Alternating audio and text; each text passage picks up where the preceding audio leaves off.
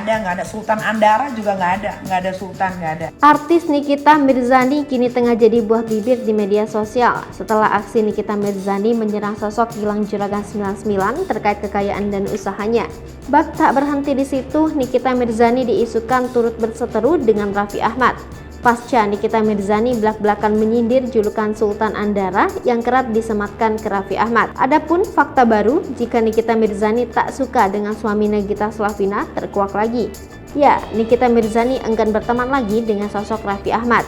Nikita Mirzani kedapatan telah unfollow akun Instagram Raffi Ahmad dan Nagita Slavina. Nikita Mirzani sempat mengunggah foto Raffi dan Nagita sebagai brand ambassador MS Glow yang sedang diserang oleh Niki. Diduga Niki unfollow Instagram Raffi Ahmad dan Nagita Slavina lantaran mereka adalah brand ambassador produk tersebut. Seperti yang diketahui, Nikita Mirzani tengah gencar menyerang asal-usul kekayaan Sandi Purnamasari. Nikita bahkan menuding bahwa uang untuk menunjang gaya hidup ini adalah money laundry atau pencucian uang hingga melakukan pesugihan. Dengan nada julid, Nikita Mirzani menyebut bahwa tidak ada yang namanya sultan tanpa bantuan orang tua. Hal ini dimaksudkan biasanya orang yang dicap sultan sudah memiliki kekayaan yang turun-menurun. Bukan cuma itu saja, Nikita Mirzani juga menyindir bukti kesultanan seseorang jika terdaftar di Google. Sosok pengusaha terdaftar Indonesia dijelaskan Nikita Mirzani. Dijelaskan syarat sultan kekayaan terdaftar. Seandainya belum ada nama terdaftar belum layak sultan. Ia bahkan menyindir bahwa orang yang belum ada namanya di Google hanya crazy saja.